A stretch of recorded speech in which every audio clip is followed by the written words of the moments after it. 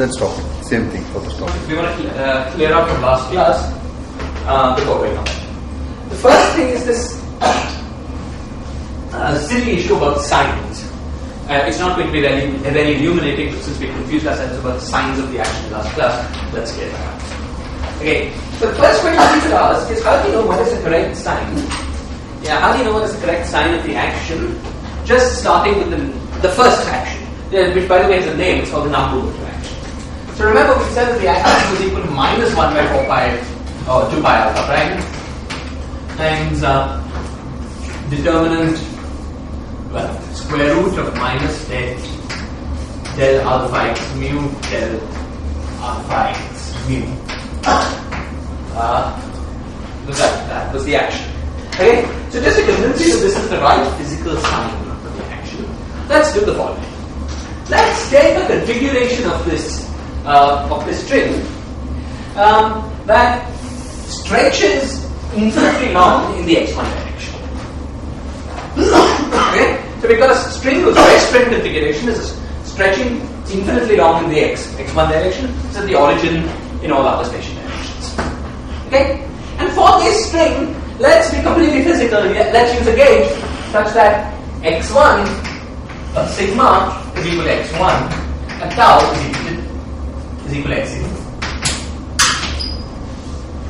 And let's look at what this action becomes in this range. Okay, we're only using this for interpretation purposes here. So we'll also confine ourselves to an action for small fluctuations around this equilibrium configuration. So we'll confine ourselves to an action that is quadratic in fluctuations. Okay, and let's see what this becomes. Useful exercise to make contact with something, you know. Okay, so what do we get? Well, so first let's write out this stuff in more detail. So this s is equal to minus 1 by 2 pi alpha prime, and then there's integral, and then there's fancy determinant, as we saw last time, could be written as minus x mu dot times x mu prime prime, and then plus x mu dot times x mu prime for the things. Okay, this is minus and this is plus, this is minus and this is plus. Fine. Now I want to take this action and expand it to quadratic order in fluctuations. So the first question I ask is there any term in this action that's not zero? At zero order in fluctuations. Is there a background piece of this action? And clearly there is, because x mu dot x mu dot is not zero, because it gets contributions from x0. So that part is minus 1 because of the negative metric in the time direction. The space, the time direction space. And x mu prime is not 0 from the contribution in the x1 direction. So that part is plus 1. Okay, so we see that to zeroth order, the action evaluates to integral square root of 1. Great. Now let's deal with fluctuations. This term is 0 in the background. Okay, and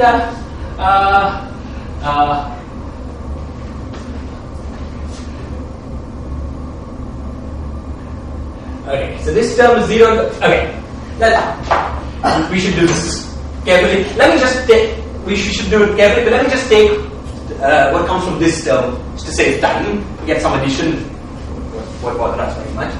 So very quickly, if we want to do what comes from this term, we'd have to take background here and fluctuation here, or background here and fluctuation here. So background here and fluctuation here gives us minus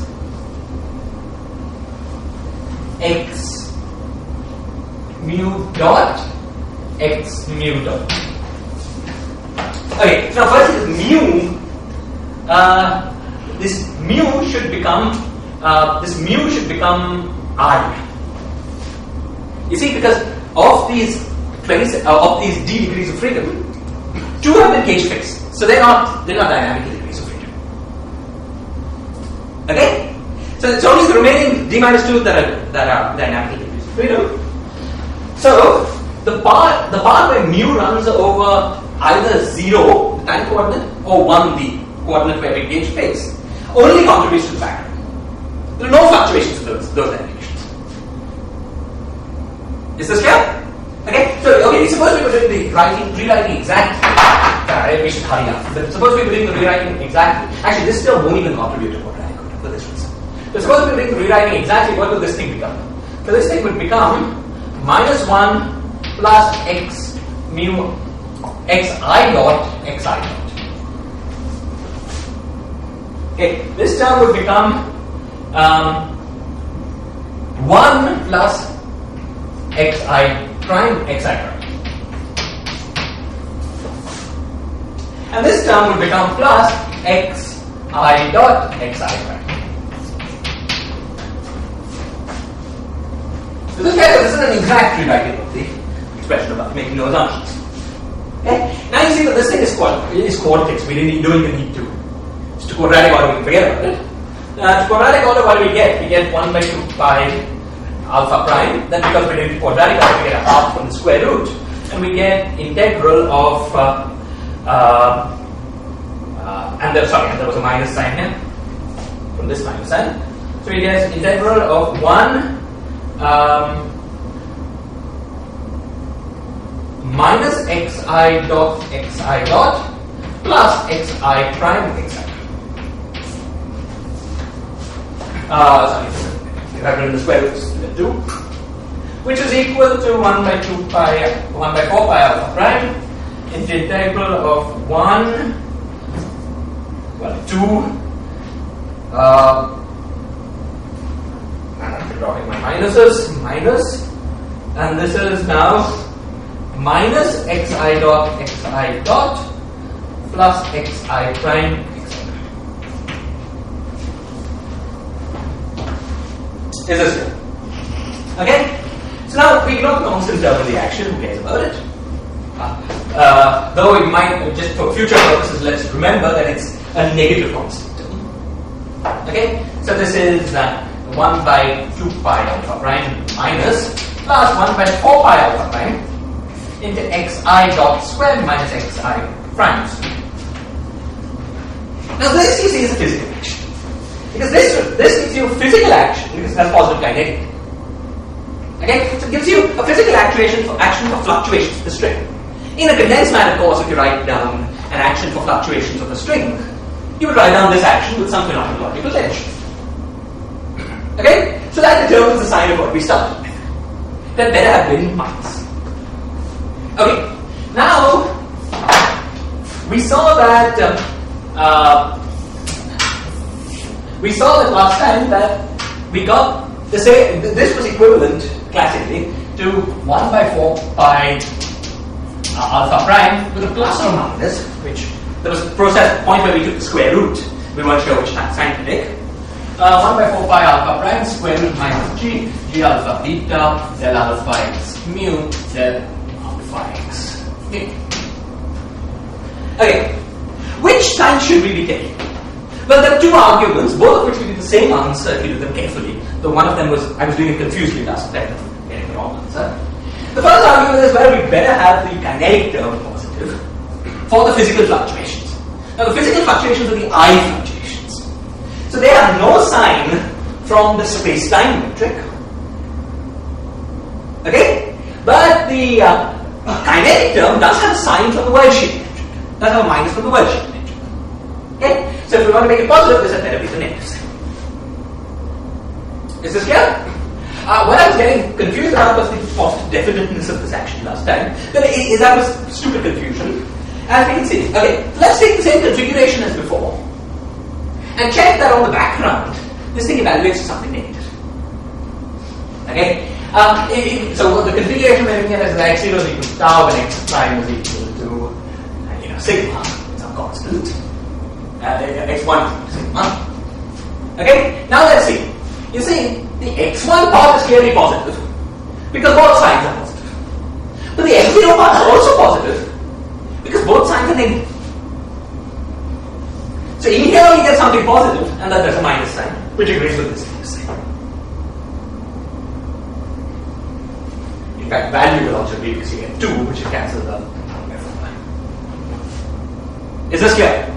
Okay, so from any point of view, it falls through correct. Last time I was remembering the minus sign in the worldsheet of metric, but forgetting the minus sign for x0 in space time. Okay, so this is the right sign. When in the process, in the derivation, when we do the square root, we should take this. Any questions about it? Okay, great. So that was clearing up point number 1. Now we want to go back to our quantizations. Okay. So we want to go back to our quantization of the string. Let me remind you of what we saw last time. We decided to do the quantization.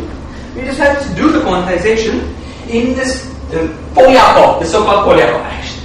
So we decided to work with 1 by 4 alpha prime with minus square root minus g integral of d alpha beta del alpha x mu del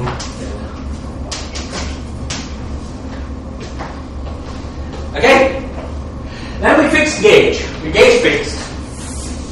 Remember, this action was classically equivalent to the early action only when both diffeomorphisms as well as Weyl transformations were treated as gauge invariants. Now we fixed gauge to set g alpha beta equals eta, the flat Minkowskian metric of the worldsheet.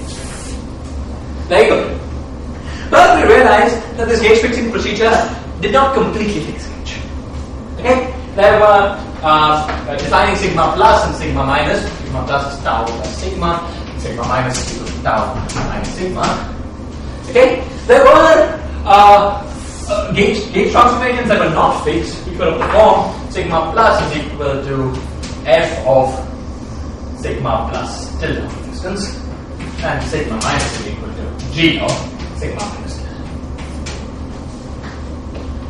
Okay. Now this looks like very small amount of gauge ambiguity because functions 1 variable around 2. But it's precisely the sort of gauge ambiguity that is relevant to classical, that is important for classical physics. Okay. And why is that? That's because we saw that solutions to the equations of motion, the classical solutions to the equations of motion, had all the x's being a function of sigma plus plus a function of sigma minus. Okay? So naively it appeared as if we had 26 functions of sigma plus, d functions of sigma plus, and d functions of sigma minus. Now, those d functions were each constrained to a constraint equation, which I'll remind you of in a moment. So that looked like it went to d minus 1. However, this reparametrization invariance actually tells you that it's d minus 2 functions of sigma plus and d minus 2 functions of sigma minus that parameterize in equivalent solutions. Okay? That was an important and crucial point. So the space of classical solutions was space of d minus 2 functions of sigma plus, d minus 2 functions of sigma minus. Okay. Now, what do we do? Last time what we did was, in order to fix this ambiguity, we took one of the functions, which we chose to be x minus, okay, and set all the non-zero mode parts of it to be zero by this coordinate redefinition. Because of the periodicity of the sigma coordinate, we couldn't touch the zero mode parts. You couldn't redefine them away, because that would break periodicity. So this was alpha prime p minus tau, and then something I forgot to write last time. There's a center of mass. That's always there. Just a constant. So we were able to use our gauge redundancy to set this thing to this one. Okay? That made it manifest that once we're in this gauge, it's manifest that d minus 2 equals 3.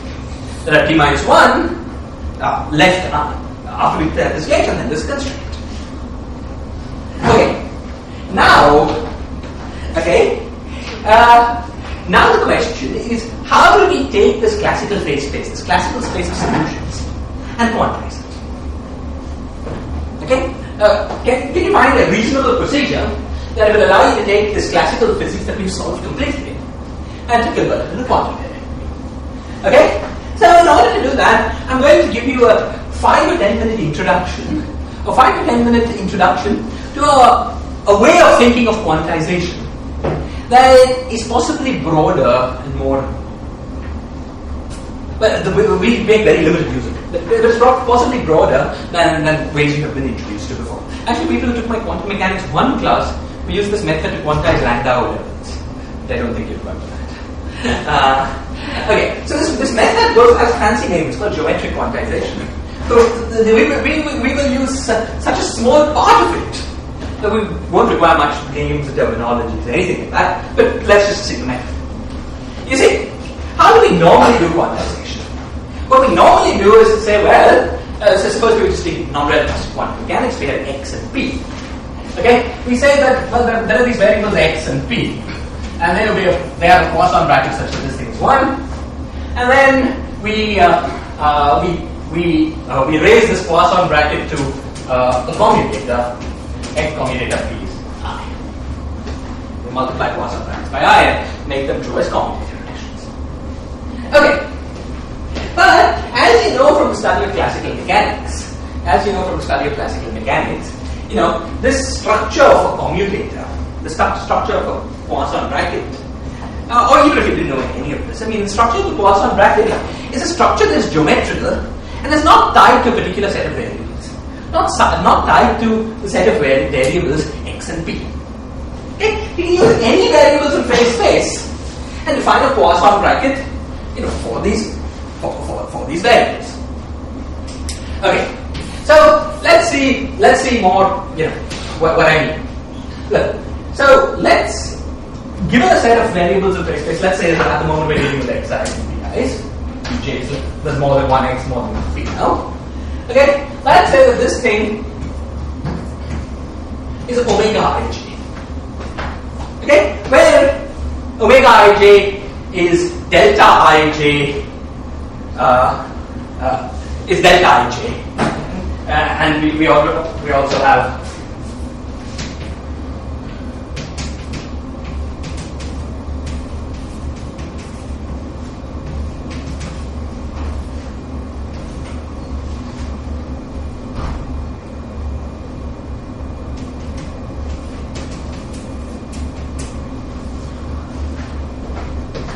okay. So if we had a system of n x's and n p's, we've got a matrix, this omega matrix, which is 2n cross 2n dimensional, and it's an antisymmetric matrix.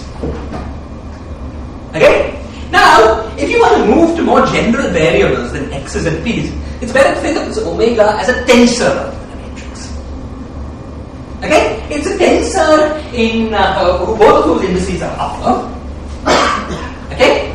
Though, in order to do manipulations with it, I would find it more convenient to define the inverse of omega. Okay, this is a matrix, both of whose indices are lower. Okay, and to do my manipulations with that inverse of omega. That inverse of omega turns out to be the more geometrical object.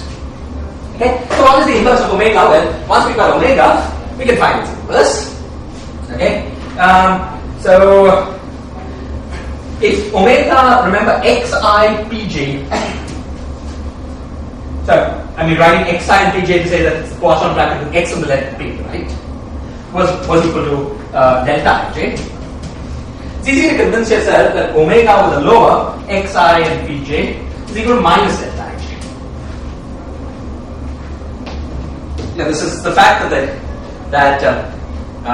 0, 1 minus 1, 0 is the inverse of minus z. In order to make it square root 1, you need to put a minus there.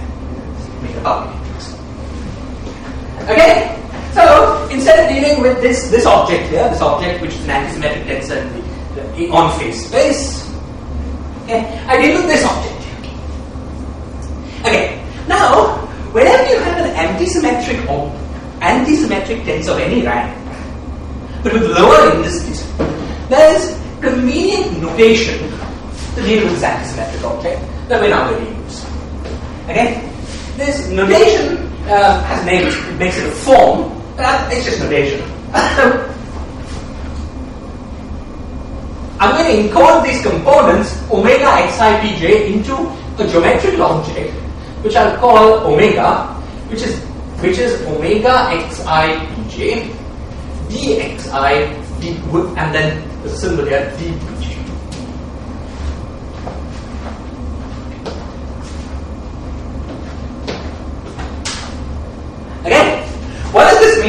purely formal. In order to understand what it means, it has the same formal content as the translation between the components of a metric and the expression for an infinitesimal distance. Right? So when you have a metric, you can characterize it by Gij. You can equally characterize it by a formula for the infinitesimal line element, which is scalar. ds squared is equal to Gij dxi dxj. Okay? So what I'm doing is taking this equivalent of a metric, which is the symplectic form, and multiplying it by some formal object. Okay? This thing here has an interpretation for sort of infinitesimal lengths. This thing is a formal object, and the only property of this formal object that we will use, is that it's antisymmetric.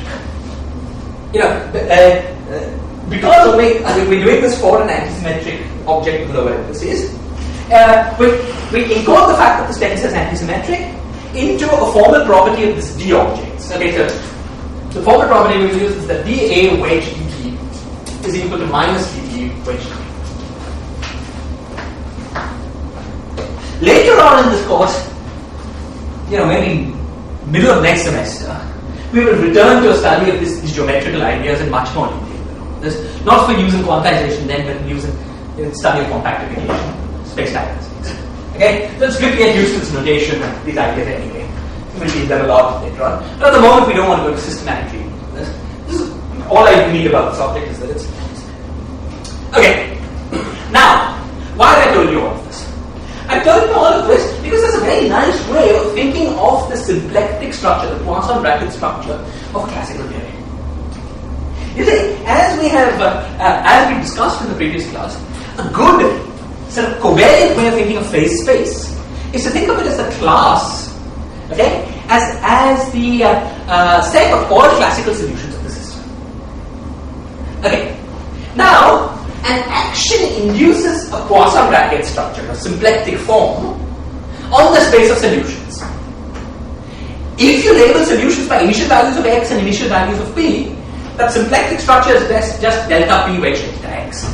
It's not delta x wedge delta p, because remember this property. Once we lower, you pick up an additional minus. Okay? So if you use x and p to label solutions, the symplectic structure on that labeling of solutions is just delta x wedge delta p.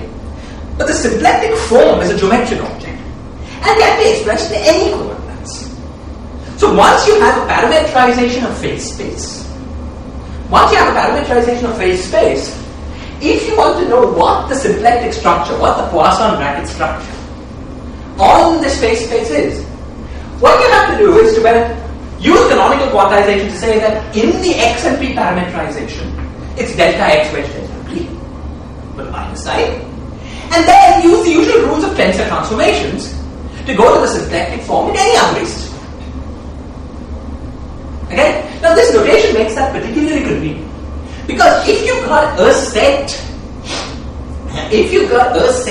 of solutions, explicitly, you know what xi is as a function of some parameters. You know what pi is for those solutions as a function of those parameters. In order to transform the symplectic form into form on these set of parameters, all you have to do is to put in what dx is in terms of d of those parameters. D transforms like a differential. You can easily check that that's like a differential element. That induces the right tensor transformation properties. So omega. It's clear because the indices contract. Okay? So all you have to do is to substitute what delta x is in terms of delta of the parameters of your solution, delta p is in terms of the parameters of your solution, and then you have the Poisson bracket structure in terms of the parameterization of your phase space, namely solution space, that is motion action. Okay? And then you can use that to invert this omega and find the Poisson brackets. Okay? On the space of on the objects that you will promote to operators that you like, not necessarily in terms of x and p. Is this clear? Now actually this procedure often leads you into a symplectic structure that's not flat. It's not like, in terms of new variables, you have constant functions times d something, d something. How to do the quantization then is a complicated and delicate story, which is the meat of geometric quantization, which we're not going to get in here, because luckily, in what we do at the moment, we'll always get flat symplectic spaces. So how to do the quantization will be great. Is this clear? Okay. So we're going to now implement this, use these ideas to quantize our space of solutions. Okay? The beauty of these ideas is that it uses, when you can classically solve a system, you've done a lot of the work. This way of quantization uses the fact that you've correctly understood what the right space of classical solution is. Okay? In order to promote the theory to a qualitative. That's the situation where we completely understand the classical theory. We should be able to relatively easily get a quantitative theory out, but let's see how we do it. Is this clear? Okay, so let's move. So let's.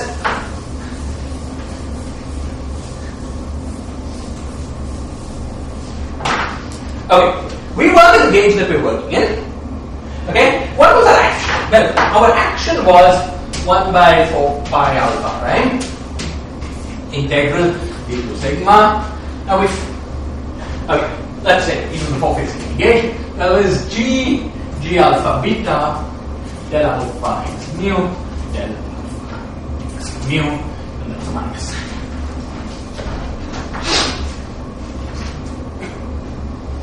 Okay. Now, in order to get the symplectic structure of space of solutions, what is the symplectic structure? Just for every variable, it's dx wedge dp. Summed over all variables. The variables are continuous, integrated over variables. Okay? So, what are the variables in the game? There's g alpha beta, and there are x values. What is the symplectic contribution to the symplectic structure from g alpha beta? Sum it. 0. It's 0 because the momentum conjugate to g alpha beta is 0. So that dp part is just 0. Okay, what's the contribution? So, fine. So, you see, when we gauge fix, we must be careful to use the symplectic structure of the whole theory before sitting on the slice that we're interested in. Okay? But in this particular case, since we're fixing G to something, G itself has no symplectic structure, we can just do the quantization on that slice. Okay? We've not missed anything. We've not missed any contribution to the symplectic structure. Very good. The next, okay. So, what is a symplectic structure? Well, now we might as well switch to dots and primes. So the action as far as quantization is concerned is the same thing as d to sigma x mu. Okay. Now I'm going to split up into x plus dot, and this probably has a minus sign. X minus dot plus x plus prime x minus prime, and then plus xi dot squared minus xi prime squared.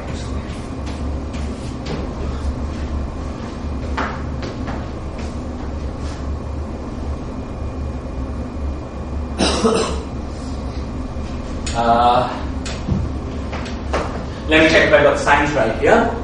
This one would be this is right because x plus is t plus x. X minus is t minus x. The part that comes from t and t should appear with minus sign. So that's correct signs.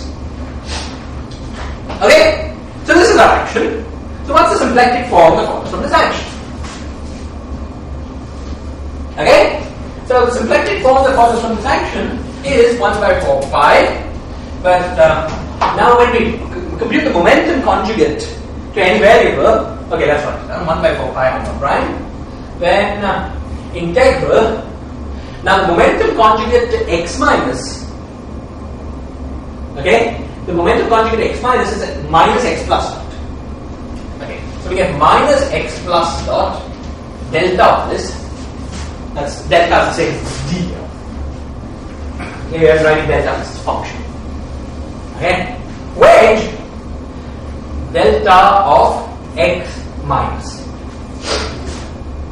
Okay, what's the momentum conjugate to x plus minus x minus dot. So plus, so minus delta of x minus dot wedge delta of x plus. Okay, and then plus sum over I 2 times delta of xi dot wedge delta of xi.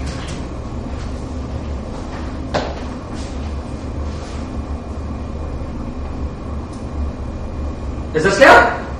Momentum conjugate to any variable times the variable. This factor of 2 because momentum conjugate to xi as a 2.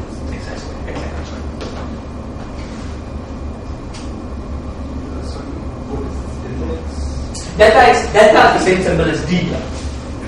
I'm using the symbol delta because it's a variation of a function, small variation of a function rather than small variation of a number. I could write d if you wanted. It's just a formula.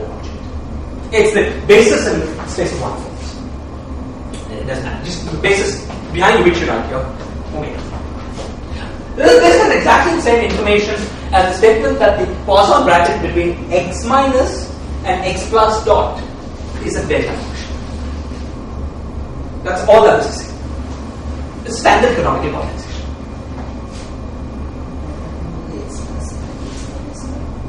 X plus, it doesn't contribute to symplectic structure because symplectic structure is only derivative with momentum is derivative at the time. Okay, very good. Now, this is formally correct. However, we know what the right space of physical solutions is. Okay, so what is the correct space of physical solutions? The correct space of physical solutions, parameters label distinct physical solutions. Okay, or what? We can write xi as equal to, and I should write the way I wrote it in the notes, and the way everyone writes it, it's an odd way to write it than standard. Xi is equal to x plus I, xi plus xi minus, where xi plus is equal to sum of alpha prime by 2, an arbitrary function of x plus, so that respects periodicities. Okay, so that's sum not n not equal to 0, alpha n divided by minus in e to the power minus I n sigma plus, and then I should also write 0 mode contribution, so that's xi0 plus alpha prime, where is alpha prime, pi tau, and x minus I is equal to alpha prime by 2 sum n not equal to 0 alpha n tilde by minus in e to the power minus I. What have I done? Okay, I still have to write down some part connected with x plus and x minus. We'll do that in a moment. But here, what have I done? I've just taken an arbitrary function of xi and Fourier transformed it as a 0 matrices. The Fourier coefficients have been written with some strange prefactors, but that's my choice. It's choice of conventions. I can redefine a new Fourier variable of, an is alpha n divided by minus in. This would just be standard Fourier. Is this clear? That these numbers alpha n tilde and x0 I and pi plus 1, a couple of additional numbers that I will come have to do with the x plus x minus sector, give you a full labeling of all classical solutions.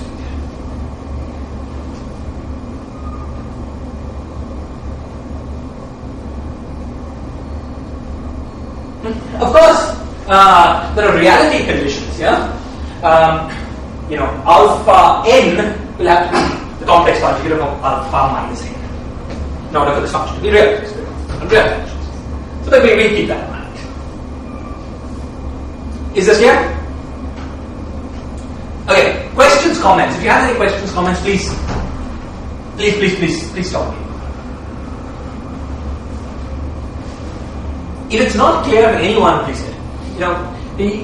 The ideas are simple, but they may be unfamiliar.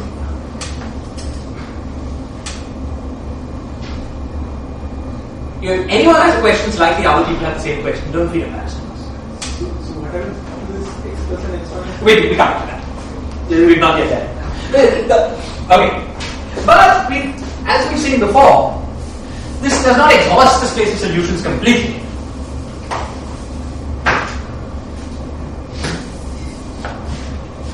Firstly, the constraint equations, as we saw last class, determine everything but the zero mode of x plus once we fix this gauge. Because it determined del plus of x plus and determined del minus of x plus, but it can tell you the zero mode. So that's what are the remaining. So what are the remaining parameters? So there's x plus, which is equal to something that's completely determined, and it will turn out, luckily, that we don't need to investigate this formula. Sorry. Hello. Listen, I'm teaching class. Sorry. Okay. So but plus there's a new parameter that's important because it can parameterize new solutions. That's an initial parameter in the space of solutions. The zero mode. Plus x minus is more rich. X minus has square root alpha prime t minus tau, which we sometimes like to think of as sigma plus plus sigma minus by 2. Okay, and then there's little x minus. So there are three new parameters. There are three additional numbers that parameterize solutions in the x plus x minus sum. Second, namely x0 plus, x0 minus, and phi. It's where we get from solving the constraint in terms of all sums. X0 plus is the zero mode. Okay, that is undetermined by the constraint equations. The constraint equation only tells you about derivatives of x plus. So it's some constant piece, no information. Okay, so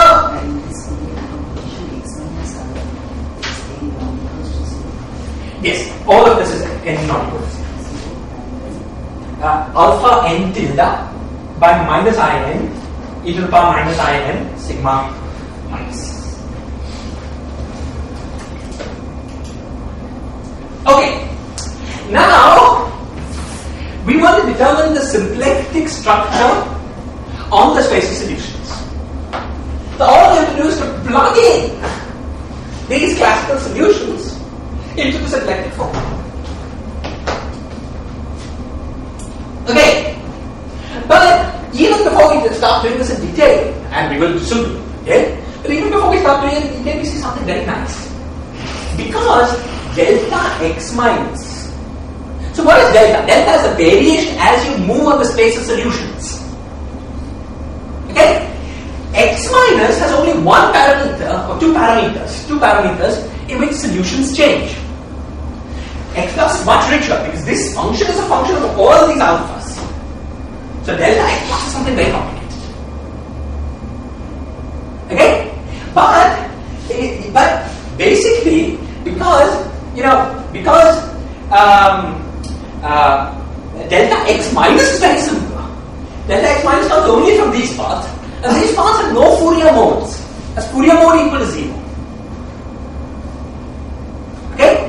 That immediately tells you that the only part of, and then using the fact that if you've got a constant function and you Fourier integrate it over from 0 to pi, okay, a constant function multiplying another function, the only part of that function that's picked out is the zero mode of that function. You see that the only part that enters the symplectic form, the only part of x plus that enters the symplectic form is the zero modes of x plus. Right. So, what do we have? Suppose we plug this space of solutions into the symplectic form. Okay? Let's look at this part of the symplectic form to start with. This delta x minus is what? It's delta p. Okay? So let's write it down. Let's write down the contribution from this term. Let's write down the contribution of this term, for instance. Okay? So we get delta of x dot plus let's write it down from this term. So delta of x dot minus where delta of x plus integral. Now this integral includes an integral over sigma. What is delta of x dot minus? Okay, delta of x dot minus is simply alpha prime delta p minus. Because delta acts on the parameters in the linear solution space. Okay? And then we're waiting for delta of x plus. So while delta x plus is in general something very complicated, when you also do the integral, the only part of the x plus that survives is the zero mode part. Very probably Fourier transforms. Okay, so what do we know about zero mode? Well, there's two pieces in the zero mode. Okay, there's the part that comes from here, and there's a part that comes from the time dependence, the p plus alpha prime p plus tau. Okay? Now, the part that comes from here will contribute very simply. It's just, it will have some delta of x0 plus. The part that comes from the time dependence is very complicated. It's very complicated because p plus is a very complicated function of all of this stuff.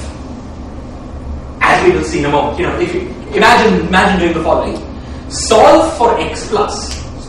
We have delta of x plus is equal to constant times delta xi delta xi. That's the constraint equation. Now look at the zero Fourier mode of that equation. That will give you p plus on the left hand side is equal to everything that has harmonic oscillator n with harmonic oscillator minus n from the quadratic term on the right hand side. So it's bilinear as an alpha, and that's very complicated. Is this clear? So all the complication and quantization, everything else is going to be very simple. Apart from the i's are going to be very simple. But all the complication and quantization comes from the fact that p plus is a very complicated function of everything else. So if we actually have to plug this into the symplectic form, what p plus is a function of everything else, in a very complicated symplectic form, and it would look like that, life would be very complicated, but we don't have to do that. Why is that? We don't have to do that because 3 is an odd number. Okay, so let me say this more clearly. As you will see very soon, the variables here in the xi sector appear in canonical conjugate pairs. You know, give us a nice structure of phase space. Okay, but so what we're left with is these three different numbers characterizing solutions. But you can't put a symplectic structure in an odd dimensional space. You can't put a non-degenerate symplectic structure in an odd dimensional space. You know this from Poisson brackets. Poisson brackets always come in pairs. If you have a third guy, it would have to be something in which the Poisson bracket, is zero. Another way of saying it is that if you take any antisymmetric matrix and it's odd, it's going to be degenerate, like a row of zeros. Okay? So it's a fundamental property that if you want to promote, you want to do some symplectic kind of structure and promote that operator algebra, many consistency conditions must be obeyed. One of which is that the simplest of which is that you must be working in the even dimension space. Okay. So when you've got an odd dimensional phase space, you can't use this method of quantization unmodified. However, in this situation, this is the same thing as what Dirac used to call, this is an example of what Dirac used to call first class constraints. It's a situation in which the second method that we've already seen in these lectures is justified. And the second method is the following. Let us forget about the fact that P plus is determined. Let's forget about the fact that P plus is determined by these constraints for a moment. And let's promote that to a dynamical level. So we'll say it's square root alpha prime P plus tau. And then do the quantization. So now we've got a new solution. So it'll be large enough phase space. How do we cure the fact that we did large enough phase space? Then we take the constraint that would have determined P plus and impose it as an operator equation. Okay? On our system. So that's the method we're going to follow. We're going to take this fictitiously, slightly enlarged class of solutions. Enlarge it is one time. Okay?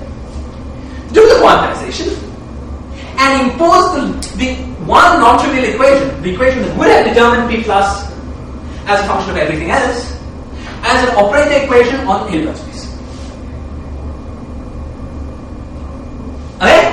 is going to give us something reasonable. Okay, we should have other modes also in X plus. There are other modes in X plus, but those are completely solved for by the constraint. Yes, better to say, they just don't enter the symplectic structure, as we've argued. Right? See, the space of solutions doesn't care about what those other modes are. The only way in which those other modes could affect the physical phase space is by contributing to the symplectic structure on physical phase space. But we see that it doesn't. It's only the zero mode part that can contribute. It's the zero mode we have to deal with here. Is this clear? Shouldn't I be doing anything fishy by quantizing it with this extra p plus and then imposing? Well, it's roughly as fishy as the kinds of things we did in quantum mechanics in the first class. You increase the number of variables and take constraints and impose them as operator equations. You know, in the end, the test of a good quantization does it give you a consistent quantum theory? It has all the properties. We'll do a more systematic quantization, a path integral quantization, which is less ambiguous. We have a clear starting point, path integral. We'll do a more systematic quantization in the next few lectures with the look at formula theory. But at the moment, let's get the answer without such findings. Is this clear? As I said last class, it's very important as a research physicist to be able to do something rough and not completely something that won't necessarily satisfy a mathematician, but get the answer fast. Because that way you see whether something interesting is happening. If something interesting comes out, then you spend a lot of time understanding it. If it's not going to be interesting, why bother? It's very important to do rough investigation before being very thorough. Okay, good. So now let's complete our quantization.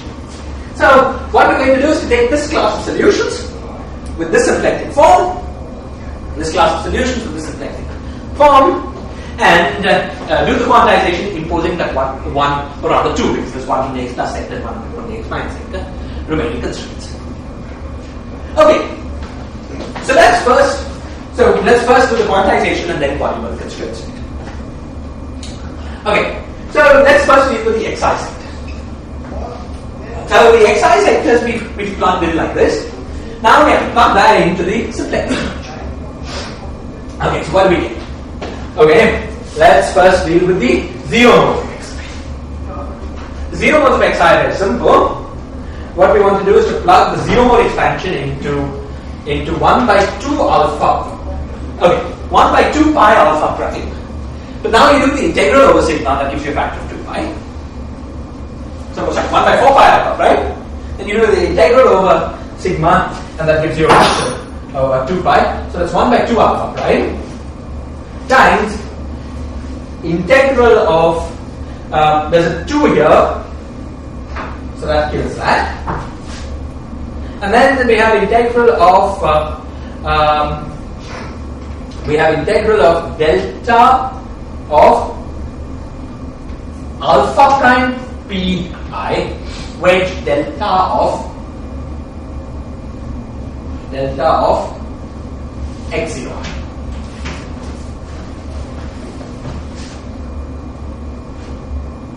Is this clear? See, what I'm doing is that we've got a quadratic expression which only gives you something non-zero if a mode n meets mode minus n in sigma. So the zero modes can only click with themselves. So I'm isolating out the contribution of the zero modes. Is this clear? Okay, I've just taken this expansion, plugged it in here, and seen what I get from zero modes. Okay, when I do x dot, I don't get anything from x0. Okay? And I'm doing it at tau equals 0, so at tau equals 0, this thing is 0 unless I take a time derivative.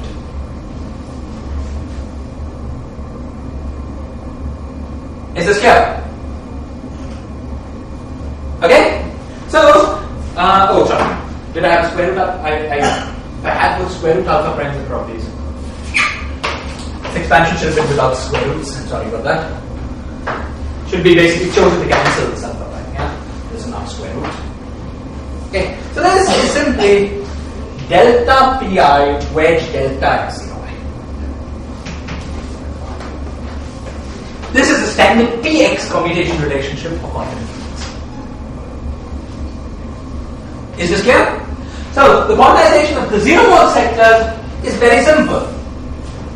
The Hilbert space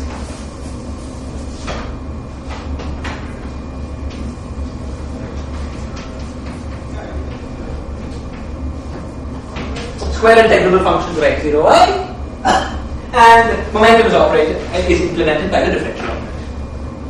This is the we landed after the zero modes, the same problem as ordinary quantum mechanics. Is this clear?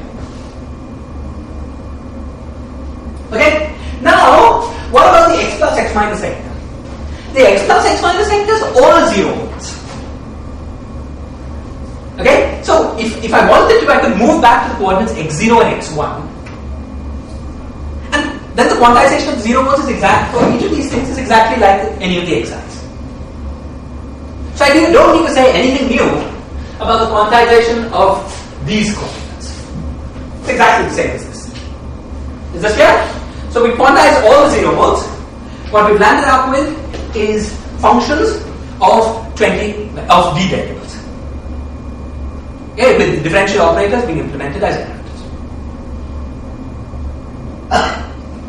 We have been written on the zero modes which are from n.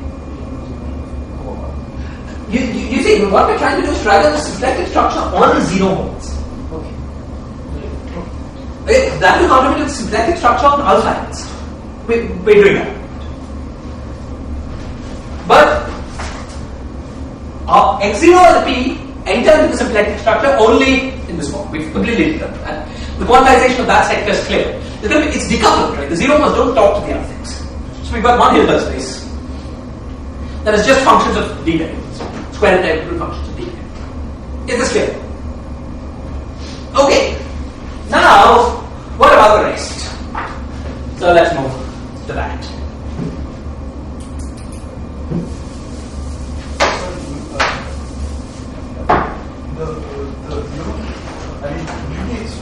Functions of all the d variables? At the moment, it's all the d variables. You see, because we've got x0s and p's for all d variables. Right, but we haven't imposed the constraint yet. That will knock things down. But before imposing the constraint, it's all d variables. This is completely analogous to our second method of quantizing the particle. Remember, we had functions of all d variables, and then there was some constraint that gave you a partial arrangement. This is going to be an exact analogy. Okay, in fact, this quantization of the zero mode is that. It's the same thing. Okay, now let's return to the non-zero modes.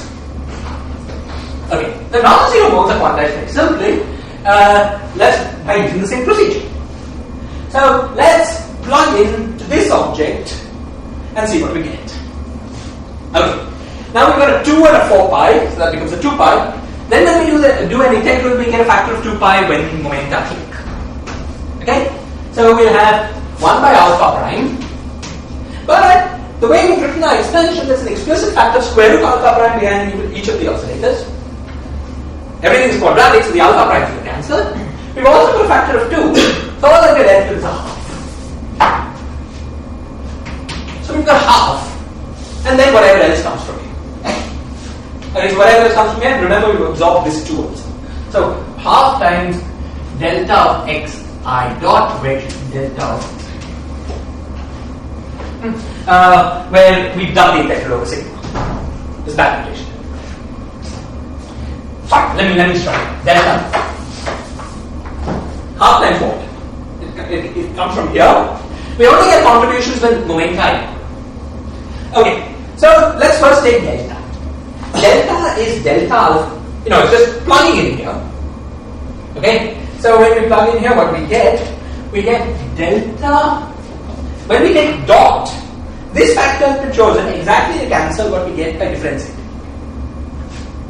Okay, so the dot part is delta alpha n e to the power minus I n sigma plus delta alpha n tilde e to the power minus I n sigma minus wedge And then there's apart from delta x, not delta x dot, this term, yes? Okay, wedge,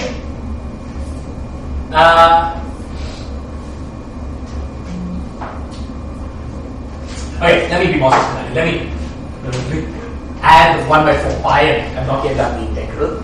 This is sigma, or d sigma. Wedge delta alpha n divided by minus in is by minus in sigma plus delta alpha n tilde minus in is by minus in sigma minus x. Okay, really there's a summation over n here, summation over n here, summation over m here. Some different variable m, and there's the integral. Tau equal to 0, both sigma plus and sigma minus will become basically sigma. Basically sigma, but there's a minus sign. Yes, so sigma plus and sigma minus are sigma and minus. Okay, so let's make that replace the differential. Sigma plus is sigma, and sigma minus is minus sigma. Now that we've taken the time derivative, we can just make the replacement. Okay, sigma plus. This was plus and this was minus.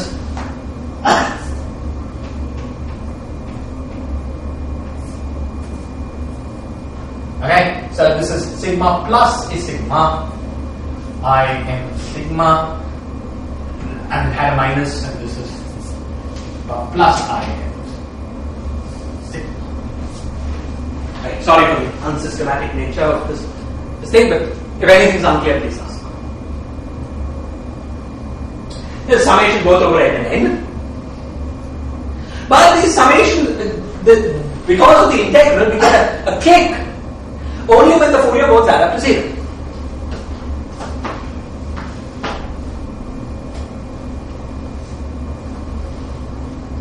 Okay? So there are two kinds of terms. There are the terms in which you have alpha with alpha, and the terms, or alpha tilde with alpha tilde, or the terms in which you have alpha with alpha tilde and alpha tilde with alpha. Now the first thing to notice is that the terms between alpha and alpha tilde add up to 0. Because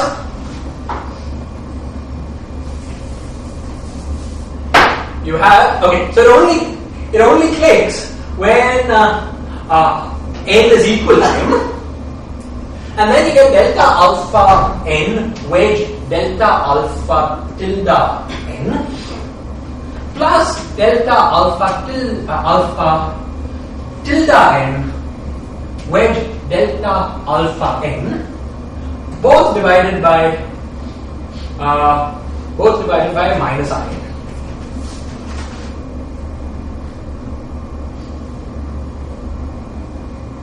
Is this clear? The two ends are the same, so we don't have to worry about which n you're putting in the denominator. Sorry, I think why you are taking the tau goes to 0 thing? Well, quantization is done on a constant time slice. Right. So it doesn't matter which time. So you're choosing that you You're choosing it to be downwards. You can check that the symplectic form is invariant under time translations. So it doesn't matter. Because of the antisymmetry, this is just it. Is this clear? So we forget about the terms which have alpha with alpha tilde, alpha tilde. Okay. Now, you might think, well, is the other set of terms also going to give us 0 because of antisymmetry? But it's not. Okay, I'm clear in this. It's not going to give us 0 because here we get non-zero clicks between alpha and n and alpha and minus n. Okay, because n plus n has to be equal to 0. Okay, so let's write down what we get. We get 1 by 4 pi, then delta alpha n wedge delta alpha minus n. Okay, now the 4 pi has become 1 by 2 because of the 2 pi that we get from the integral over sigma. So 1 by 2 delta alpha n by delta alpha minus n and divided by minus I of m, but n was minus n. So plus in.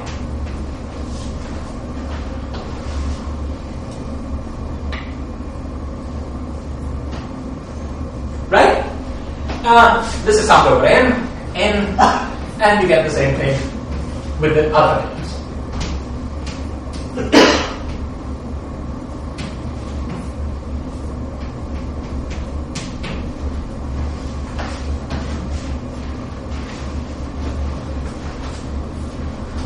Now this n is summed over all non-zero values. Okay, but when you take minus the contribution from, let's say, look at the contribution from n equals 20 and n equals minus 20. These two contributions add instead of subtract. Because the denominator changes sign and you get a sign change when you flip the positions. Okay, the key point was clicking was between n and minus n instead of n and n. Okay, and therefore this thing can be written as n is equal to 1 to infinity of delta alpha n divided with delta alpha minus n divided by in plus delta alpha tilde n with delta alpha tilde minus n divided by in.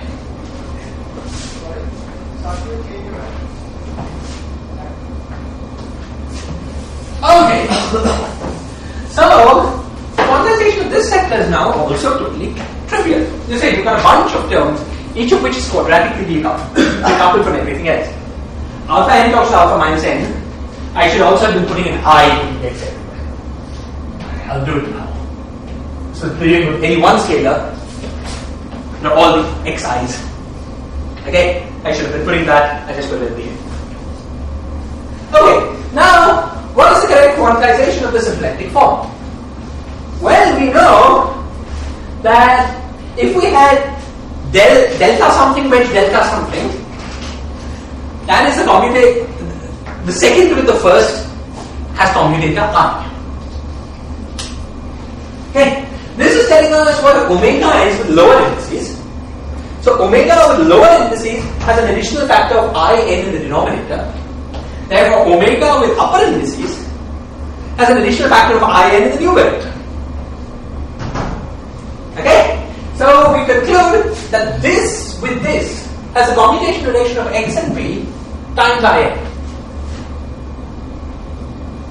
Okay, therefore we conclude that alpha minus ni, the commutator alpha ni,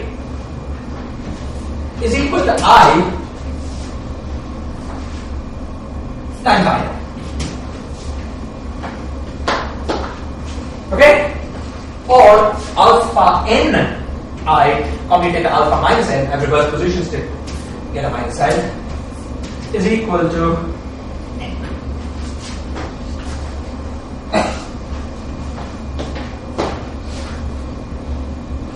Okay, in fact, if I made this more general, of course, there's only commutators between alphas with the same n, so I can write this more, or alphas with the same I. So I can write this more generally as delta n delta ij.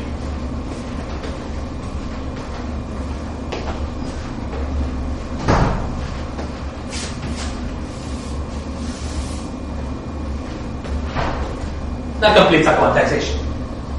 We've got to implement the we've got a Hilbert space with these alphas that have to stop it.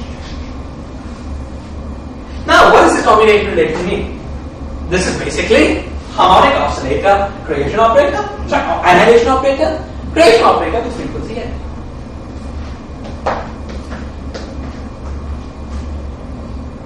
Right? So, the remaining part of our Hilbert space is a bunch of harmonic oscillators with frequency that goes from 1, 2, 3, 4 up to infinity. Okay, 1, 2, 3, 4 up to infinity. And there are d minus 2 copies of these. Actually, d minus 2 times 2 copies of these, because although I have not mentioned it, everything that we do for the alphas also holds for the alpha tildes.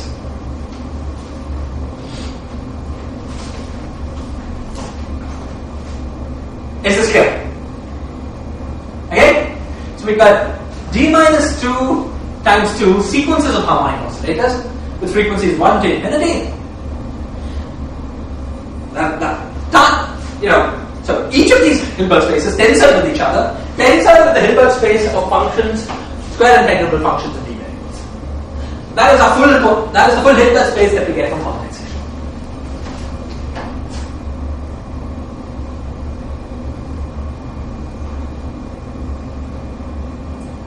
Is this clear? Okay, now I want to go on to an analysis of the constraint, but I don't want to do that until I get some feedback from you. Has this been clear?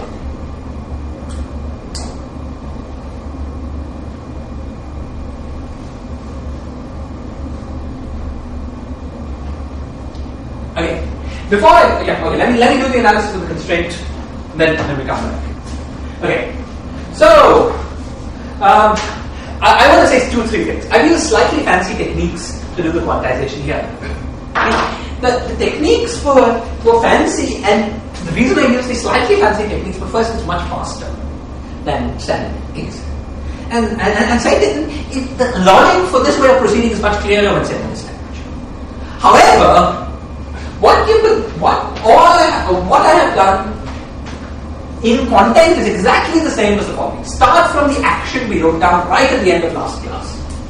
That is an action for 0 modes for all coordinates and oscillators for d minus 2 coordinates, and do the quantization of the system any way you want. Just do the standard thing that Peskin Schroeder does, for instance. For quantization of 1 plus 1 dimensional field thing. However you do it, you get this answer. So anyone who is in both cases we've not yet dealt with the constraint.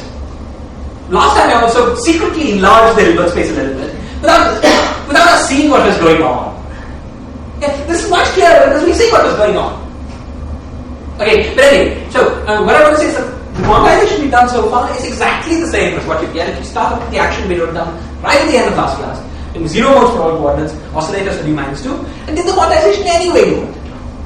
Parameterize configuration space in some set of variables, find the conjugate momentum, turn these into harmonic oscillators in every way you want to do it. You'll find that it's exactly the same thing as this. Okay, this is just a little faster. Okay?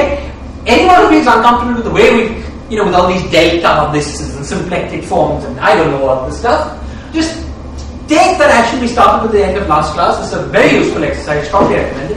Use your favorite method of canonical quantization and find the answer. You'll get this answer.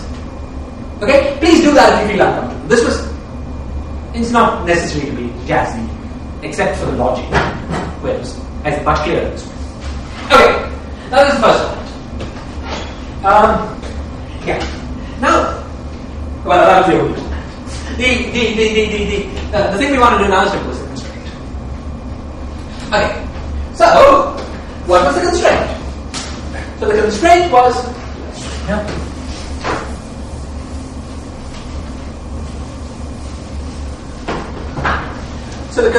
was the equation del plus x mu equals 0, and a similar one with minus. So let's deal with the plus constraint. So what do we get from the 0 mode part of this constraint? You see, the 0 mode part of the constraint, you remember what x mu was. X mu was equal to x0 mu, that clearly doesn't enter the constraint equation, plus alpha prime p mu into sigma plus sigma minus by 2. Okay, plus oscillator. Plus, in fact, let's write oscillators. The oscillator part is only accurate for the i's, but it's alpha prime by 2,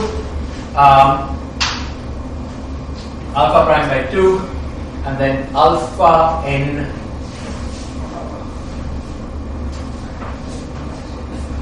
by minus in e to the power minus I n. Okay, where this part is correct only if you put one of the i's. You understand that, right? The only first two terms for x0 or x1. Okay, so let's evaluate this constraint. Let's first see what the 0 modes give us. Okay, So what do we get from 0 modes? So from the 0 modes we get the only contribution to the 0 modes is plus hits sigma plus. So we just get alpha prime p mu by 4. By 4 because tau was sigma plus sigma minus by 2. We get 2 factors of by 2. Is this clear? Okay? I should have said that of course we are only interested in that for this constraint equation is a function equation. It's a function of sigma. But as we've seen before, we're only interested in the part of the constraint that's 0 mode on in sigma. Okay, so we're only interested in the 0 frequency Fourier component of this. So we're interested in the integral of this constraint over sigma. Because everything else relates oscillators of sigma plus. Okay, to the coordinates of interest in oscillators, sigma plus are just normal quantization. We don't care about that. It's true, but we don't care. X plus. Yeah, X plus. Okay? So the only term in X plus that is in our quantization is P plus. That is the term that's going to get constrained. Okay? So the only term in the constraint equation that's of interest to us, that's not relating something outside what we are interested in, okay, is the 0 mode of the constraint. The integral of that constraint over sigma. Okay? And that's what I'm evaluating. I'm just taking the path that is no Fourier mode, no Fourier frequency. Okay, what are we going to get from this other stuff? Okay, from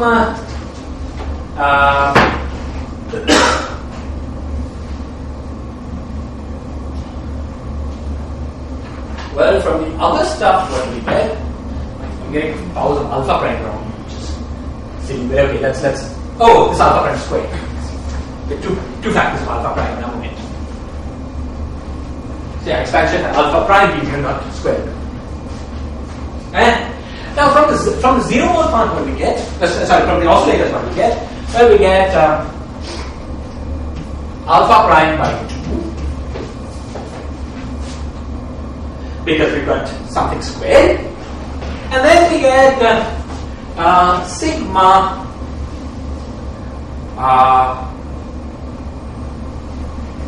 you see, now when we take del plus of this, these ions vanish.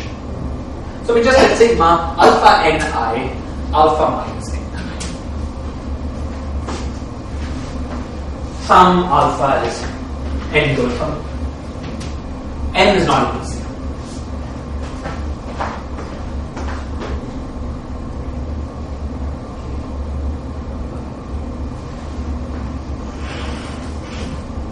This is the only 0 frequency part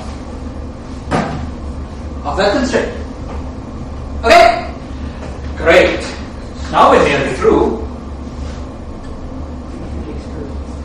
Sorry? The contributions from X plus and X plus, this, yes.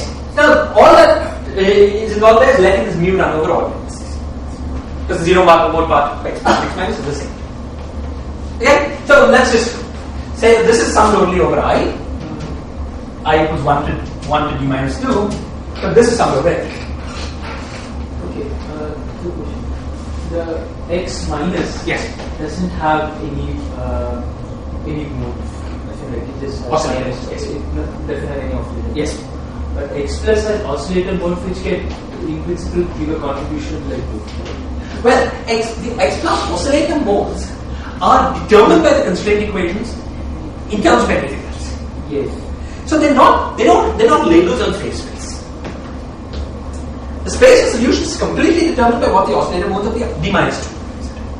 Yes. Okay? That is a complete characterization of the space of solutions. Now the only way in which the fact that X plus does oscillate, and it does, the only way in which that could affect our quantization is in contributing to the symplectic form in terms of the other elements. You see, X plus, apart from 0 modes, is determined, what X plus is doing is determined by what the other degrees of freedom are doing. So there are no new degrees of freedom associated with X plus. It's just a question of whether what that stuff flapping around affects the symplectic form for the labels of our solutions or not. Okay? And we've gone through this argument to demonstrate that it doesn't. Well, it does in a certain way from this P plus business, but we're taking that without by imposing a constraint. It's the only way to do it.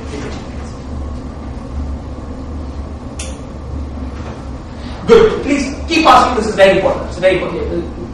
It's not clear to me why X plus oscillator. Okay. Let's say we have an oscillator mode which would be like alpha plus. Yes. It's there and it can be. It's some function. It will be some alpha plus e to the power in minus I n alpha plus. Where alpha plus is given by a bilinear function of alpha n is. Yeah, that's all. Okay. But so now how do we now that? But that function, Yes. will enter here. No. Okay. Not in the zero mode of the constraint. You see, we're taking this constraint and integrating over sigma. Yes. So anything with non-zero frequency drops out.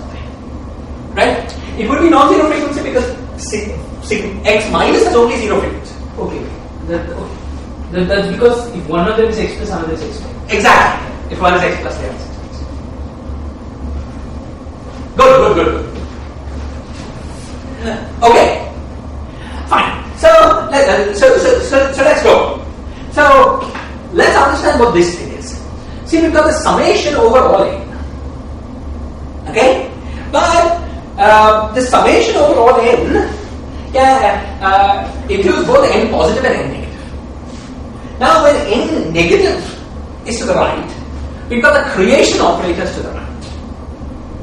Remember we saw that alpha n with n positive was like destruction operator, like the A's.